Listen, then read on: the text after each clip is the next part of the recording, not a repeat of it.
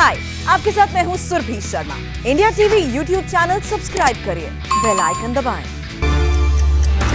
नंदीग्राम में मिशन जीत पर ममता बनर्जी आज से 5 दिन तक डेरा डालेंगी। नंदीग्राम में ममता का मोदी सरकार पर तंज। दिल्ली का लड्डू जो खाया वो पछताया, जो नहीं खाया वो भी पछताया।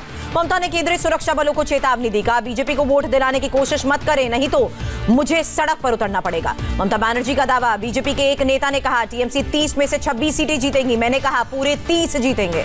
ममता बनर्जी का आरोप। सेंट्रल फोर्सेस ने भगवानपुर में महिलाओं को टारगेट किया, मास्क न पहनने के बहाने वोट नहीं देने को कहा। ममता बनर्जी ने लोगों से अपील की, कहा एक भी महिला को लाठी लगी तो घर से खुजल कर लेकर बाहर जाएं। ममता बनर्जी ने शुभेंदु अधिकारी पर बड़ा हमला किया। नंदीग्राम में चुनाव से पहले शुक्रवार रात को पैसे बांटने का आरोप लगाया। ममता बनर्जी ने कहा जब तक मैं जिंदा हूं तब तक बीजेपी सीपीएम को माफ नहीं करूंगी। ममता ने ओवैसी पर भी निशाना साधा, कहा अभी तक कहां थे जब गुजरात और दिल्ली में दंगे हुए थे, अब मुस्लिम वोटों का बंटवारा करने आए हैं। अमित शाह का दावा। बंगाल में 30 में से 26 और असम में 47 में से 37 सीटें बीजेपी जीतेगी। अमित शाह ने कहा 2 राज्यों में भारी मतदान हुआ, बंपर वोटिंग का मतलब बीजेपी के लिए शुभ संकेत। अमित शाह ने फिर कहा बंगाल में 200 से ज्यादा सीटें जीतेंगे, लोगों ने तुष्टीकरण के खिलाफ मतदान किया। अमित शाह ने कहा कई साल के बाद चुनाव में एक भी बम नहीं फटा, एक भी गोली नहीं चली। टीएमसी ने दार्जिलिंग की मातीगारा नक्सलबाड़ी से कैंडिडेट बदला, राजेंद्र सुंदास को टिकट दी। बांकुड़ा के विष्णुपुर में मिथुन चक्रवर्ती ने रोड शो किया, सड़क पर समर्थकों की भारी भीड़। मिथुन ने बीजेपी की जीत का दावा किया, कहा कल की वोटिंग के बाद परिवर्तन नजर आने लगा। बंगाल में बीजेपी उम्मीदवार ने आत्मदाह की धमकी दी। गलसी सुरक्षित सीट से उम्मीदवार ने पार्टी नेतृत्व पर चुनाव लड़ने से रोकने का लगाया आरोप। एनआईए ने टीएमसी नेता छत्रधर महतो को गिरफ्तार किया। सीपीएम नेता प्रबीर महतो की हत्या का आरोप। चेन्नई में राहुल गांधी ने प्रधानमंत्री मोदी पर हमला किया, कहा तमिलनाडु के सीएम का अपमान करते हैं मोदी। राहुल गांधी ने कहा पीएम मोदी के पैरों में झुकते हैं, तमिलनाडु के सीएम तो अच्छा नहीं लगता। तिरुवनंतपुरम में राजनाथ सिंह का रोड शो। बोले 100% साक्षरता के बावजूद दूसरे राज्यों के मुकाबले क्यों पिछड़ गया है केरल। राजनाथ सिंह ने कहा आजादी के 7 दशक के बाद भी केरल एलडीएफ और यूडीएफ के चंगुल से बाहर नहीं निकला। राजनाथ सिंह ने सत्ता में आने पर गरीबी रेखा से नीचे रहने वालों को हर साल 6 गैस सिलेंडर देने का वादा किया। केरल के मुख्यमंत्री पिनराई विजयन ने कांग्रेस और बीजेपी पर हमला किया, कहा कांग्रेस और बीजेपी के बीच गठबंधन। तिरुवनंतपुरम में सीताराम येचुरी ने विजयन सरकार की तारीफ की। बोले केरल पहला राज्य जिसने सीएए और एनपीआर को लागू करने से इनकार किया। सीताराम येचुरी ने केंद्र पर संविधान विरोधी फैसला लेने का भी आरोप लगाया। राजनाथ सिंह ने वर्कला में शिवगिरी मठ का दौरा किया, समाज सुधारक श्री नारायण गुरु को श्रद्धांजलि। स्मृति ईरानी ने स्कूटी और ऑटो रिक्शा पर बैठकर किया चुनाव प्रचार। उत्तर भारतीय समुदाय के साथ की बातचीत। तमिलनाडु के 1000 लाइट विधानसभा क्षेत्र से बीजेपी उम्मीदवार खुशबू सुंदर का ऐलान, हर बच्ची के खाते में जमा किए जाएंगे 1 लाख। पुडुचेरी में कांग्रेस ने जारी किया मैनिफेस्टो। राज्य की 30 सीटों पर 6 अप्रैल को चुनाव होने हैं। बेंगलुरु में सेक्स सीडी कांड के खिलाफ कांग्रेस का हल्ला बोल। पूर्व मंत्री रमेश जारकी होली का मास्क लगाकर विरोध जताया। रामेश्वरम में डीएमके कार्यकर्ताओं ने अनोखे अंदाज में चुनाव प्रचार किया। समुद्र में पार्टी सिंबल के साथ गोता लगाकर वोटर्स को लुभाने की कोशिश। तमिलनाडु के रामेश्वरम में एएमएम के उम्मीदवार का कैंपेन। पूर्व सीएम एमजीआर के गेटअप में वोट मांगते नजर आए। केरल के त्रिशूर में राजनाथ सिंह ने रैली की, कहा केरल को एलडीएफ और यूडीएफ से बचाएं। कोट्टायम में चर्च गए पूर्व सीएम और कांग्रेस नेता उमान चांडी, प्रार्थना में लिया हिस्सा। अवनीपारा और कोनी गांव के लोग विजयन सरकार से नाराज, कहा गांव में सड़क, स्कूल और अस्पताल की सुविधा नहीं। सचिन वाजे को मुंबई की मीठी नदी लेकर पहुंची एनआईए की टीम। नदी में सबूत नष्ट करने के आरोप। मीठी नदी में 11 गोताखोरों को उतारा गया। सीसीटीवी का डीवीआर और सीपीयू जैसी चीजें भी मिली। नदी से गाड़ी की एक नंबर प्लेट मिली। बरामद इक्विपमेंट्स की वीडियोग्राफी भी हो रही है। मेटल डिटेक्टर को रस्सी में बांधकर नदी में उतारा। अब तक 11 आइटम बरामद हुए। मनसुख हिरेन मर्डर केस में बहुत बड़ा खुलासा। एनआईए सूत्रों का दावा, मनसुख हिरेन की हत्या की मिस्ट्री सुलझी। एनआईए के हाथ लगा एक अहम सुराग सीसीटीवी फुटेज में कैद है। सूत्रों का दावा, मनसुख हिरेन 3 मार्च को सचिन वाजे से मिलने उसके कैबिन में पहुंचा था। मीटिंग में वाजे ने मनसुख पर जिलेटिन केस अपने ऊपर लेने का बनाया था दबाव, केस से बाहर निकालने का वादा किया था। सचिन वाजे के खास रियाजुद्दीन का सीसीटीवी फुटेज आया सामने। सबूत मिटाने के लिए नंबर प्लेट वाली दुकान पहुंचा था रियाजुद्दीन। सीसीटीवी फुटेज में सफेद शर्ट में रियाजुद्दीन दिखा। रियाजुद्दीन कर चुका है सचिन वाजे के साथ काम। 100 करोड़ की वसूली के मामले में एनआईए ने 3 और लोगों से पूछताछ की। कुछ बार होटल मालिकों के बयान दर्ज। अब तक 35 लोगों के बयान दर्ज किए गए। आने वाले दिनों में एनआईए होटल, पब, बार और डिस्कोथेक के मालिकों का भी बयान दर्ज करेगी। वाजे की डायरी में वसूली का जिक्र। शिवसेना मुखपत्र सामना में अनिल देशमुख पर सवाल पूछा, क्या सचिन वाजे की वसूली की जानकारी गृह मंत्री को नहीं होगी? शिवसेना ने कहा दुर्घटनावश मिला गृह मंत्री का पद। कहा पुलिस विभाग का नेतृत्व सिर्फ सैल्यूट लेने के लिए नहीं होता।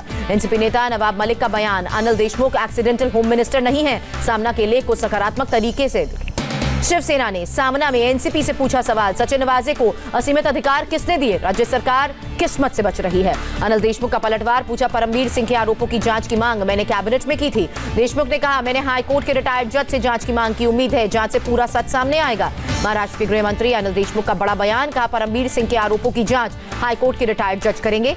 अजीत पवार का शिवसेना पर पलटवार, कहा एनसीपी से मंत्री बनाना शरद पवार का अधिकार। मुक्तसर में बीजेपी विधायक अरुण नारंग से मारपीट के मामले में एफआईआर दर्ज हुई। कल किसानों ने पिटाई की थी। किसान नेता राकेश टिकैत ने नारंग की पिटाई को किसान को बदनाम करने की साजिश बताया, कहा हमारे लोग पिटाई में शामिल नहीं। प्रधानमंत्री मोदी ने 75वीं बार मन की बात की, बोले जनता कर्फ्यू अनुशासन का उदाहरण, आने वाली पीढ़ियां गर्व करेंगी। प्रधानमंत्री ने कहा पहली बार जनता कर्फ्यू का लोगों ने नाम सुना, कोरोना वॉरियर्स पूरे साल बिना थके डटे रहे। प्रधानमंत्री ने कहा कृषि के नए विकल्पों को अपनाना जरूरी, किसानों की आय बढ़ाने के लिए नए इनोवेशन की जरूरत। महाराष्ट्र में आज से नाइट कर्फ्यू का ऐलान, कोरोना संक्रमण एक दिन में 35,000 के पार, 166 मरीजों ने दम तोड़ा। मुंबई में सख्ती के बावजूद लोग बेखौफ, दादर सब्जी मंडी में बिना मास्क के नजर आए। मुंबई के मंगलदास मार्केट में भी डरावने वाली तस्वीर, खुलेआम बिना मास्क के लोग घूमते नजर आए। नागपुर मेडिकल कॉलेज से आई बड़ी लापरवाही की तस्वीरें, डिजास्टर वार्ड में एक बेड पर 2 से 3 मरीज। मुंबई में नाइट कर्फ्यू से लोगों में नाराजगी, कहा भीड़ तो दिन में होती है तो रात में कर्फ्यू क्यों। आईआईएम अहमदाबाद में कोरोना विस्फोट, 40 स्टूडेंट्स और प्रोफेसर की जांच में पॉजिटिव मामले। आईआईटी गांधीनगर में भी 25 छात्र पॉजिटिव, कॉलेज के अधिकारियों ने पुष्टि की। दिल्ली के सदर बाजार में खरीदारी के लिए लोगों की भारी भीड़, ना मास्क पहना ना ही सोशल डिस्टेंसिंग का पालन। दिल्ली के सरोजिनी नगर मार्केट में भी सोशल डिस्टेंसिंग की धज्जियां उड़ी, बेपरवाह दिखे लोग। दिल्ली के गफार मार्केट में लोगों की भारी भीड़, कोरोना नियमों का उल्लंघन। एमपी में एक दिन में कोरोना के 2142 नए मामले, राज्य में 12 शहरों में रविवार को लॉकडाउन। भोपाल में 20 इलाकों को कंटेनमेंट जोन घोषित किया गया, इलाकों के लोगों को होम क्वारंटीन में रहना अनिवार्य। भोपाल में वीकेंड लॉकडाउन का असर, मंदिरों और मस्जिदों पर भी सन्नाटा। पंजाब में कोरोना संक्रमण के बीच होली का जश्न शुरू हुआ, अमृतसर के श्री दुर्गियाना तीर्थ मंदिर में रंग खेलते नजर आए लोग। प्रयागराज में होली और शब बारात की सुरक्षा की पूरी तैयारी, पुलिस ने फ्लैग मार्च भी निकाला। अमरनाथ यात्रा के लिए 1 अप्रैल से रजिस्ट्रेशन, 446 बैंक शाखाओं से परमिट ले सकेंगे। हरिद्वार में शाही स्नान से पहले गंगा की स्वच्छता की शपथ, श्रद्धालुओं ने साफ सफाई रखने की शपथ ली। बिहार के सहरसा में जमीन विवाद में गोलीबारी और पत्थरबाजी, एक पक्ष के लोग जमीन पर घर बनाने पहुंचे थे। पुलिस के रवैये के खिलाफ भी लोगों में गुस्सा, सूचना मिलने के 3 घंटे बाद पुलिस की टीम पहुंची। दिल्ली एम्स के बाहर से राज्य सरकार ने रेमडेसिविर को हटाया, केजरीवाल सरकार की कार्रवाई से अस्पताल में इलाज के लिए आए लोग परेशान। दिल्ली के स्वास्थ्य मंत्री सत्येंद्र जैन की सफाई, सर्दियों में ज्यादा रेमडेसिविर लगाते हैं, गर्मियां आते ही इसे हटाते हैं। योगी आदित्यनाथ और हरदीप सिंह पुरी ने गोरखपुर एयरपोर्ट के विस्तार की आधारशिला रखी, गोरखपुर लखनऊ फ्लाइट की शुरुआत। यूपी के सीएम योगी ने ज्यादा रोजगार देने का दावा किया, कहा पहले बेंगलुरु और मुंबई में निवेश करते थे, अब गोरखपुर में हर व्यक्ति विकास के बारे में चर्चा। श्रीनगर में शहीद जवान टिंकू कुमार को श्रद्धांजलि, शनिवार को शोपियां में शहीद हुए थे। जम्मू कश्मीर के शोपियां में मुठभेड़, 2 आतंकी ढेर, 1 जवान शहीद, 1 जख्मी। शोपियां एनकाउंटर पर बोले कश्मीर के आईजीपी विजय कुमार, मारे गए आतंकी हिजबुल और लश्कर से जुड़े थे। दिल्ली में एनकाउंटर में मारा गया gangster Kuldeep Vajra GTB hospital के बाहर शूटआउट के बाद फरार था। आगरा में दारोगा की हत्या के आरोपी से मुठभेड़, जवाबी फायरिंग में आरोपी के पैरों में गोली। दिल्ली से वाराणसी की फ्लाइट में हड़कंप, एक शख्स ने आपातकालीन गेट को खोलने की कोशिश की, सीआईएसएफ ने किया गिरफ्तार। गुरुग्राम द्वारका एक्सप्रेसवे पर निर्माणाधीन फ्लाईओवर का एक हिस्सा गिरा, हाइड्रोलिक मशीन के साथ फ्लाईओवर ध्वस्त। हादसे में घायल 2 कर्मचारियों को अस्पताल में कराया गया भर्ती। दौलताबाद गांव के पास हादसा, जालंधर में एक चप्पल फैक्ट्री में आग पर काबू पाया गया, किसी जान के नुकसान की खबर नहीं।